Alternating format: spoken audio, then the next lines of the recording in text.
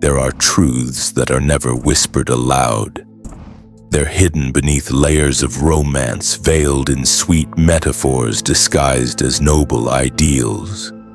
These are truths that no one wants to look at directly, because if they did, everything they believed about love, connection, and forever would begin to crumble.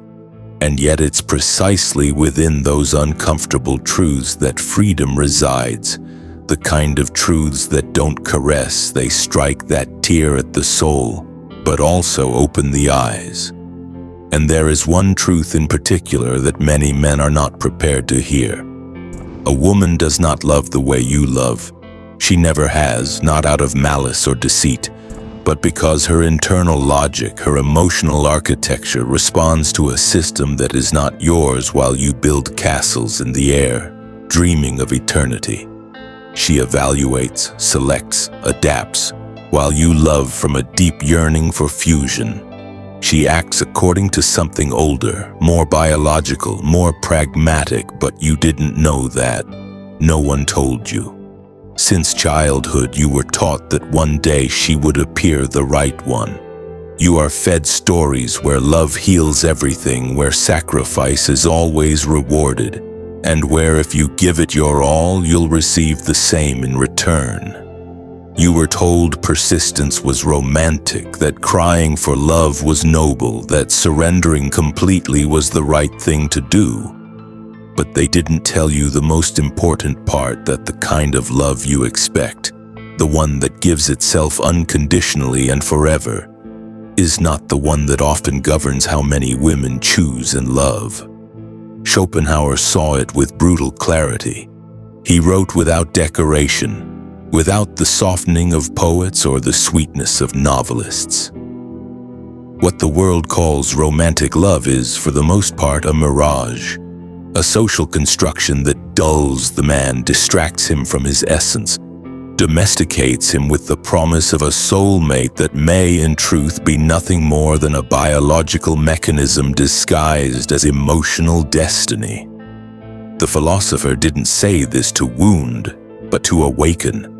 He warned that the female instinct, though it doesn't come from disdain or cruelty, is programmed to seek protection, stability, continuity, that it often operates without the woman even being consciously aware of it, guided by the cold laws of natural selection.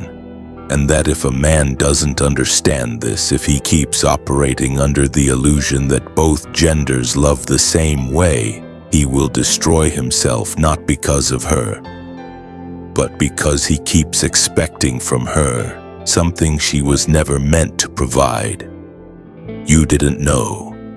That's why you gave everything, your focus, your vital energy, your time, your vulnerability, believing that what you offered would be returned with the same depth, and when it wasn't, when you felt her grow cold, distant, disappear without clear explanation, the pain was unbearable, not just because you lost a person, but because the fantasy that had been holding you together suddenly collapsed. And it is precisely there in the heart of that void that this path begins. Because if you're reading this, if you felt that silent betrayal, if you've tasted the bitterness of giving everything and receiving only silence, then maybe you're ready to stop idealizing, ready to start seeing not from resentment but from clarity. When the illusion finally breaks, what remains isn't just pain, it's confusion, because you don't understand what happened. You thought you had done everything right. You were present, loyal, devoted. You gave her all you had without reservation, and yet she left or changed or replaced you without a clear explanation. And there, in that gap between what you believed and what actually occurred, the true fracture begins. It wasn't her departure that shattered you. It was realizing she had never been in the same story you were writing. Schopenhauer explained it without filters. To him, the love a man idealizes is a mirage that diverts him from his purpose, keeping him entangled in a narrative that was never his to begin with. From his perspective, what you interpret as eternal love may well be from the other side, an efficient biological strategy, a mechanism that selects, evaluates, and discards when it no longer serves its function. You thought the two of you were building something together, but she often, without consciously realizing it, was responding to her survival impulse. While you dreamed of soul-deep union, she was assessing your capacity to offer emotional, economic, and genetic stability not out of malice, not out of superficiality, but because of hard-wired biological programming. And that, though it stings, doesn't make her less valuable, it makes her fundamentally different. The problem isn't her. The problem is your ignorance of that structural difference. While you expect love to be a sacred, unchanging promise, she may be seeing a temporary opportunity. While you believe that your full-hearted devotion guarantees permanence, her instinct tells her she must continually evaluate whether you remain the optimal choice, not from the romantic heart, but from the cold, primal logic of survival. And when you no longer are, when her unconscious perception senses that someone else might offer greater status, security, strength, or resources, her desire fades. No drama, no warning, no explanation. It simply vanishes. What you felt was a sacred bond becomes to her a completed cycle, and you who still believed love was eternal are left in ruins asking, "Where did I go wrong?" But you didn't go wrong. You simply entered the wrong game using rules you didn't know existed. You stepped onto an emotional battlefield thinking you were in a spiritual partnership, when in reality you were unknowingly participating in natural selection. That doesn't make you weak. It doesn't make you foolish. It makes you human, deeply human, idealistic to the point of blindness. And this is the moment where many men break beyond repair. They become bitter, resentful, hardened. They think the only option is to hate women or withdraw from emotional connection entirely. But Schopenhauer didn't propose that. He never asked you to stop loving. He asked you to start seeing, to stop idealizing, to realize that what you call love might not have the same meaning from the other side. And once you see that there's no going back, the veil falls, and with it the entire narrative that kept you on your knees when everything collapses and she leaves. Whether physically or emotionally, you don't know how to respond. You're unprepared, because you didn't enter this bond through convenience. You entered through hope, through the deep conviction that she was the one, not a chapter, not a phase, not a possibility, but the final destination. That's why when she pulls away or someone else appears in her orbit, your entire world disintegrates. You feel the chill of the unexplainable, and worst of all, you blame yourself. So you try harder. You multiply the messages, the gestures, the desperate acts of affection. You fight to save what you had, but there's nothing left to save, because what you felt was a spiritual connection, was from her perspective and from Schopenhauer's cold lens, a functional bond that either fulfilled its purpose or was replaced by something more advantageous. And here comes the most devastating confusion. She doesn't hate you. She may not even have a clear reason. She's simply disconnected, not out of cruelty, not by design, but because her instinct told her to, because she no longer perceived in you the same promise of safety or progress. Because even without rational awareness, her nature functions like a radar that's always scanning. And when it detects someone with greater status, resources, symbolic strength, or future potential, her attraction shifts.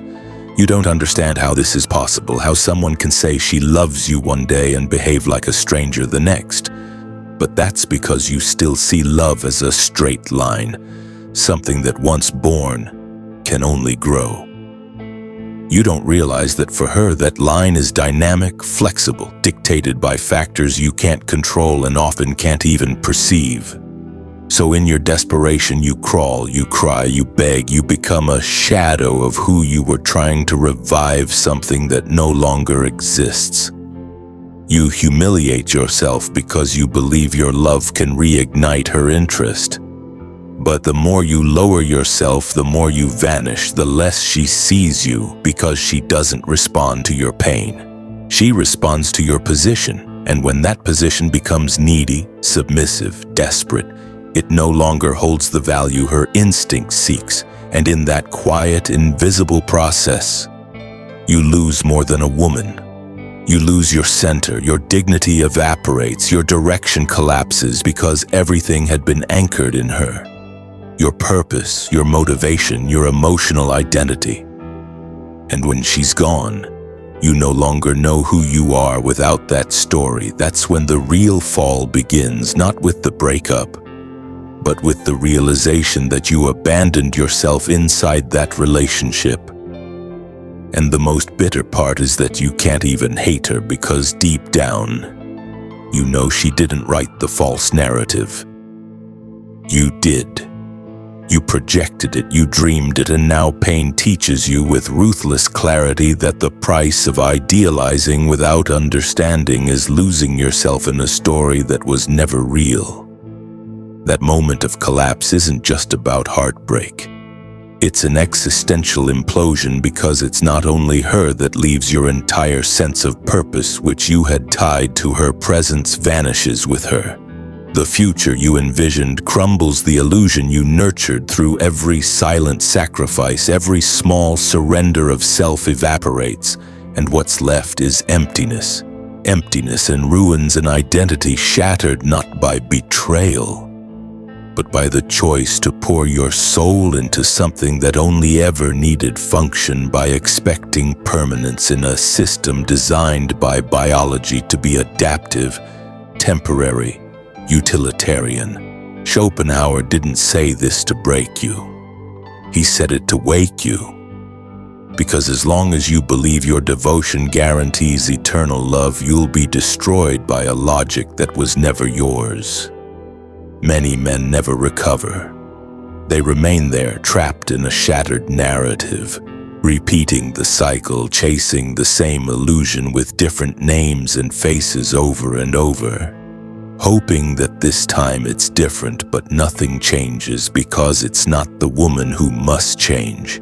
It's your perception that must shatter, your understanding, your mental framework, the story you believed was happening. And for that, you must face a brutal truth. You allowed it, not as guilt, but as key. You were the one who gave everything without requiring real reciprocity. You were the one who shifted your direction to fit into hers. You were the one who stopped building your own kingdom to invest in hers. You believed that love meant pain, that persistence was noble, that giving up was cowardice. But the real cowardice is continuing to feed an illusion that's killing your soul. When you repeat that phrase, "I allowed it," you're not condemning yourself, you're reclaiming power, because if you were the one who betrayed yourself, then you can also be the one who saves yourself. You can stop idealizing. You can stop seeking validation from someone who doesn't see you as an equal. You can start looking at yourself with the same intensity you once looked at her. Not to harden, not to hate, but to awaken, because deep down, you don't want revenge. You don't want punishment. What you truly want is clarity, and that clarity begins when you stop searching for answers in her shift and begin searching for the reason why you gave so much. Much without boundaries, when you understand that what hurts isn't just her absence, it's the abandonment of yourself. That man staring back at you from the shattered mirror, the one who no longer knows who he is, was not born from her actions. He was born the day you stopped respecting yourself, the day you decided she was worth more than your peace, your purpose, your vital energy. And the only way out of that abyss isn't through more romance, more hope, or blind faith. It's through truth, a truth that burns your eyes if it must, but finally lets you see, because as long as you remain sedated by the narrative they fed you, you will continue begging for emotional crumbs, believing it's love. But that's not love. That's dependency. And dependency destroys more souls than rejection ever could. And then comes the day when you can no longer keep lying to yourself. The day when something inside you breaks so violently that no sweet phrases or nostalgic memories can hold it together. That's the day you look the illusion straight in the eye and realize it wasn't her who destroyed you. It was you for dreaming with someone who was never dreaming the same dream. Schopenhauer didn't give you a blueprint for hatred. He offered you a mirror, one that not everyone dares to face, because what it reflects is not her, it's you, your need to idealize, your desperation to be loved, your chosen blindness. And if you can hold that gaze without flinching, without justifying, without fleeing, something shifts, something deep, something no one can ever take from you again. That's real freedom, not the one you scream to convince yourself you're fine, not the one you pretend in front of others. The kind of freedom born from properly lived pain, the kind that emerges when you accept that your worth is not defined by whether or not she chooses you, loves you, or validates you. That your purpose cannot depend on someone else's fluctuating desire, because you didn't come into this world to orbit her. You came to build your own center, your own kingdom, and if a woman walks beside you on that path, let it be out of mutual respect, shared vision and awareness, not because you need her to save you from yourself. The difference is everything when you stop idealizing, you stop begging, you stop shrinking yourself to fit, you stop negotiating with your essence just to be accepted. And finally, you reclaim something you had given away without realizing. Your vital energy, your presence, your clean, undiluted masculinity, your purpose, free from need. And that transformation doesn't require vengeance. It doesn't require resentment. It requires truth, the kind of truth that tells you that you are not here to be loved as a fantasy, but to be respected for who you truly are. And if that doesn't happen, if they don't see you, if they don't value you, then you must have the courage to walk away, not from anger, but from dignity, because you are not a stepping stone, you are not a phase, you are not a resource. You are an end in yourself, a man who walks firmly, even if he walks alone. One who would rather stand in the silence of his truth than stay in the golden prison of an illusion. And that choice, though painful at first, is the line that separates the conscious man from the emotional child who still hopes to be loved. Like in fairy tales, illusion doesn't die on its own. It dies when you choose to let it go, when you name it, understand it, release it. And then your true self emerges. Not the one who chased validation, not the one who gave blindly, but the one who will never again sacrifice his soul for a story written by someone else. Now you know. And with that, knowing you can't go back, you can't keep believing what you've already seen collapse. You can't betray yourself by chasing a fantasy that has already shown you its teeth. Love is not your enemy. Women are not your enemy.